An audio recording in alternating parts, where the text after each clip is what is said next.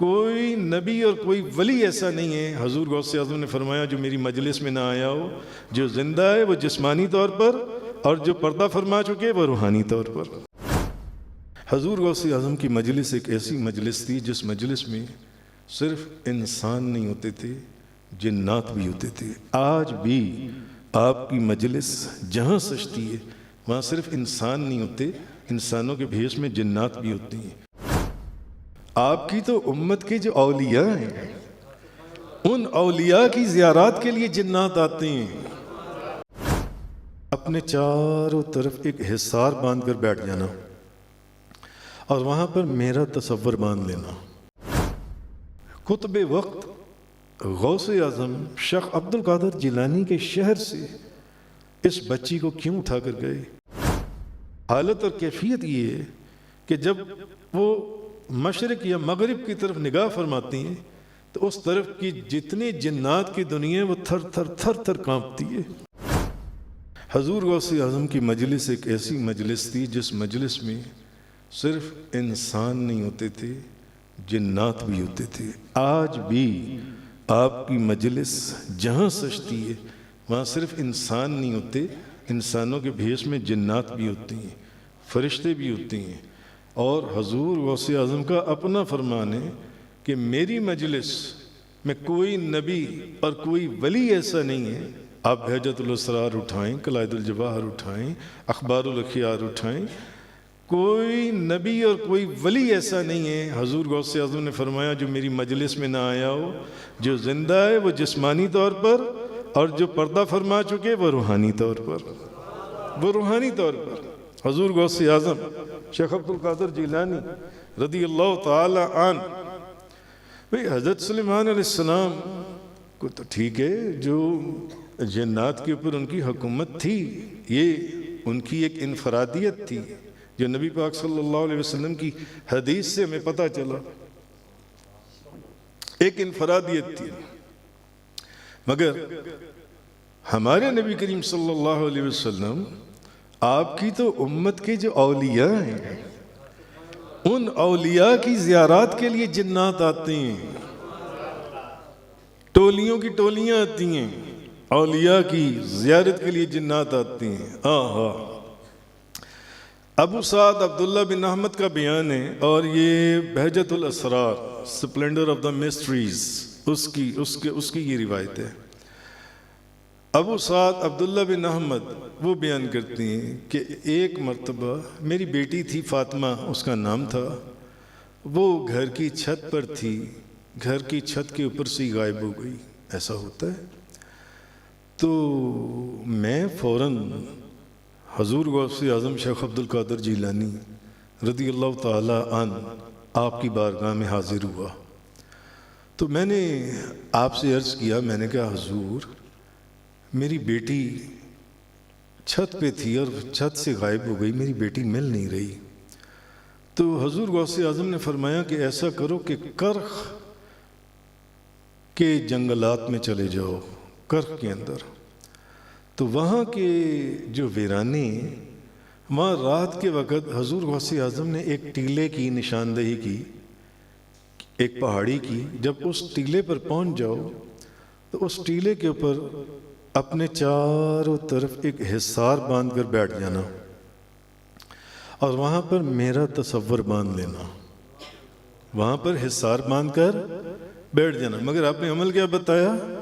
میرا تصور باندھ لینا۔ جن دوستوں نے تصوف کی کتابوں کو ڈیپلی سٹڈی کی ہے وہ جانتے ہیں کہ تصوف کی دنیا میں یہ تصور کیا چیز ہے، اس تصور سے کیا کیا چیز حاصل کی جا سکتی ہے، وہ ایک علیحدہ ہی پھر موضوع شروع ہو جائے گا۔ تو صرف وہاں پر میرا تصور باندھ لینا جن سے۔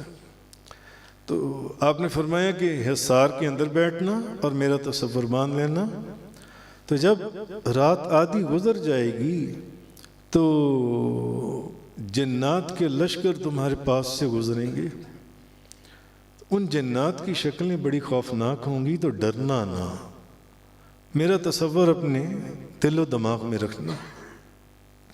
جب سحری کا وقت ہوگا تو جنات کا بادشاہ تمہارے پاس حاضر ہوگا، جنات کا بادشاہ تمہارے پاس حاضر ہوگا اور تم سے تمہاری حاجت کا پوچھے گا۔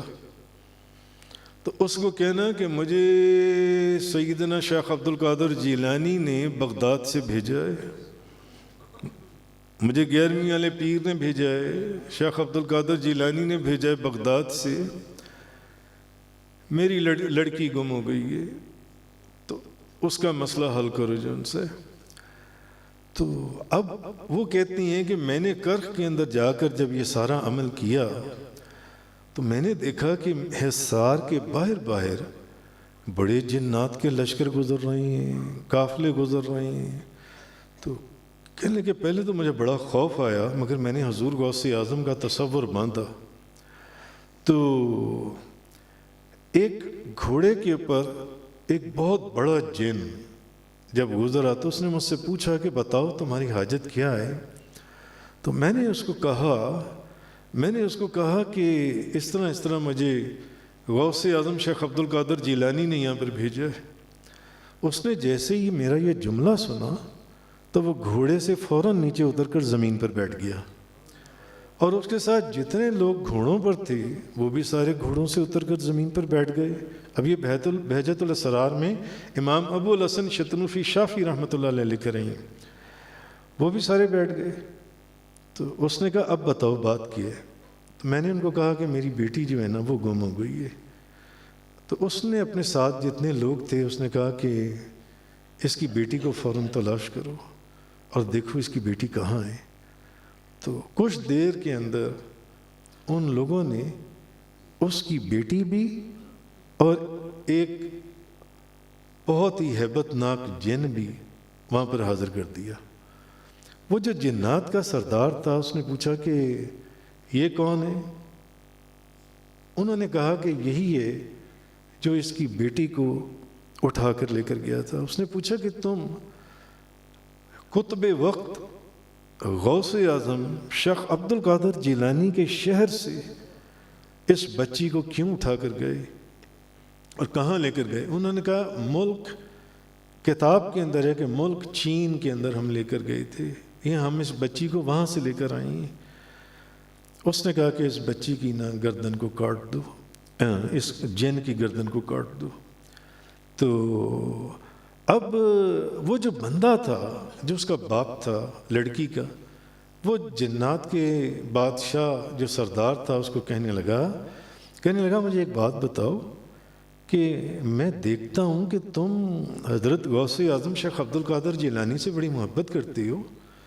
وہ کہنے لگا محبت تو اپنی جگہ ہے، مگر غوث اعظم شیخ عبد القادر جیلانی حالت اور کیفیت یہ ہے کہ جب وہ مشرق یا مغرب کی طرف نگاہ فرماتی ہیں تو اس طرف کی جتنی جنات کی دنیا وہ تھر تھر کانپتی ہے کہ کہیں ان کی نگاہ ان کے اوپر نہ پڑ جائے جن سی ہے۔ وہ یہ کہنے لگا۔ بہرحال حضور غوث اعظم شیخ عبد القادر جیلانی نبی کریم صلی اللہ علیہ وسلم کے ایک امتی اور آپ کی امت کے ایک ولیوں کے سلطان ہیں۔ اللہ نے آپ کو بڑی شان اور بڑی بزرگی عطا فرمائی۔ امداد کن امداد کن